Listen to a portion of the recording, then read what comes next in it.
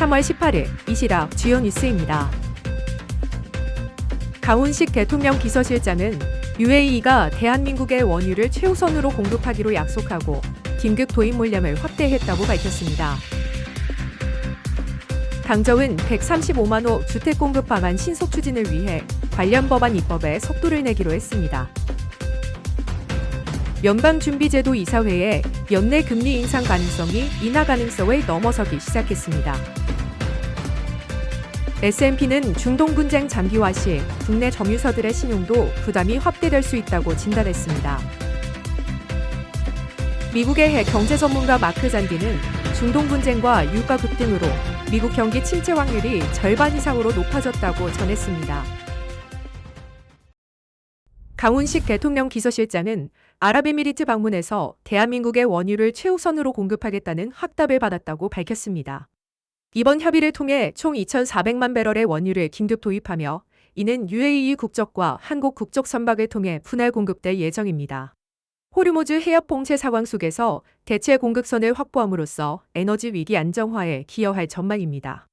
또한 강 비서실장은 중동 위기 상황에서의 양국 간 긴밀한 협력과 신속 안전한 비북 지원에 대한 감사의 뜻을 전했습니다. 이번 성과는 이재명 대통령의 UAE 국빈 방문과 650억 달러 투자 합의를 기반으로 이루어진 전략적 협력의 결과입니다. 당정은 정부가 추진 중인 135만 호 주택 공급 방안을 신속히 실행하기 위해 관련 법안들의 입법에 속도를 낼 예정입니다.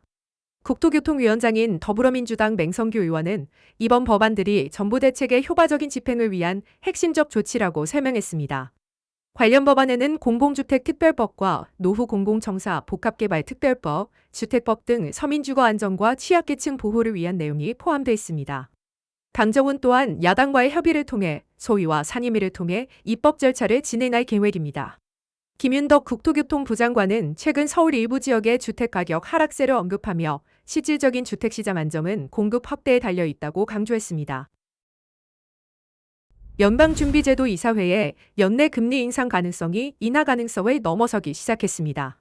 17일 애틀랜타 연방준비은행의 시장 확률 트래커에 따르면 6월 기준금리가 25bp 인상될 확률이 19.2%로 인하 확률 17.3%보다 높았습니다. 시장은 오는 18일 연방공개시장위원회 정례회의에서 기준금리가 동결될 것으로 전망합니다. 최근 들어 인상 가능성이 빠르게 상승하는 반면 인하 가능성은 크게 둔화하는 모습입니다. 골드만삭스와 바클레이즈는 인플레이션 위험으로 첫 금리 인하 시점을 6월에서 9월로 늦춰잡고 있습니다. 국제신용평가사 S&P 글로벌 레이팅스는 국내 정유사들이 중동 분쟁으로 단기적으로 일부 수혜를 입을 수 있다고 진단했습니다. 다만 최근 도입된 석유 최고가격제와 맞물려 실적 및 현금 흐름 변동성이 확대될 전망입니다. 중동 분쟁이 한 달 이상 장기화될 경우 국내 정유사들은 높은 중동 원유 의존도와 제한적인 원료 다변화로 인해 신용도 부담이 크게 증가할 수 있다고 밝혔습니다. 또한 정부 규제와 가격 사만제 운영에 따른 손실보상 불확실성이 운전자금 부담을 가중시키고 유가 급등기에는 현금 흐름 변동성을 더욱 키울 것으로 예상됩니다. 국내 주요 정유사들은 각자의 재무 전략으로 이러한 부담을 완화하려 노력하고 있습니다.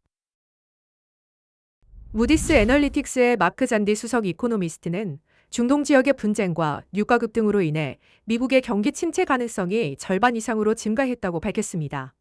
그는 역사적으로 미국 경기 침체가 유가와 밀접한 관련이 있었으며 이번 상황도 예외가 아니라고 설명했습니다. 현재 경제 상황이 어렵고 경기 침체 위험이 증가하는 상황이지만 경제학자들은 아직 경기 침체를 공식적으로 언급하는 것을 조심하고 있다고 전했습니다. 그는 이전 연방준비제도 통화 긴축 때 경기 침체 예측이 빗나갔지만 유가가 장기간 높은 수준을 유지하면 경기 침체를 피하기 어려울 것으로 전망했습니다. 한국은행은 미래 디지털 화폐 인프라 구축을 위한 프로젝트 한강 2단계를 본격 추진하고 있습니다. 이번 단계에서는 디지털 화폐 시스템의 정식 도입과 예금 토큰 상용화를 위한 기반 마련이 목표입니다. 참여 은행이 확대되고 개인 간 송금, 생체 인증, 자동 입출금 같은 편의성 기능도 강화되고 있습니다. 정부의 블록체인 기반 국고금 집행 시범 사업도 함께 진행되며 기후에너지 환경 부전기차 충전시설 구축 사업이 최초 적용 사례로 추진됩니다. 한은은 이번 사업을 통해 디지털 자산 지급 수단으로서 예금 토큰 기능을 확장하고 삼용화에 필요한 제도 및 시스템 고도화 방안을 모색할 예정입니다.